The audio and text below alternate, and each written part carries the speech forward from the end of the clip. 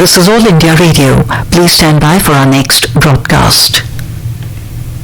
This is All India Radio. You will now hear comments from the press. The Hindu, in its editorial titled Power Shift, says the Madras High Court verdict that the Lieutenant Governor of Puducherry should not interfere in the day-to-day administration of the Union Territory is a serious setback to the incumbent administrator Kiran Bedi. She has been locked in a prolonged dispute over the extent of her powers with the Chief Minister, Mr. V. Narayan Swamy, who says she has been disregarding the elected regime and seeking to run the Union Territory on her own. The court has laid down that the decision taken by the Council of Ministers and the Chief Minister is binding on the secretaries and other officials. Inspired by the Supreme Court's appeal to constitutional morality and trust among high dignitaries, the High Court has also reminded the centre and the administrator that they should be true to the concept of democratic principles, lest the constitutional scheme based on democracy and republicanism be defeated. The judgment is based mainly on the principles that were laid down in last year's Constitution Bench decision on the conflict between the elected regime in the National Capital Territory and its Lieutenant Governor. The Hindu Business Line, in its editorial titled Not Quite Enough, says the market regulator, the Securities and Exchange Board of India, has finally delivered its verdict in the case pertaining to unfair access provided to certain trading members to NSE's co-location facilities. After spending an inordinately long time on investigation, the regulator has decided that though it cannot be concluded that NSE has committed a fraud, the exchange has violated Regulation 41(2)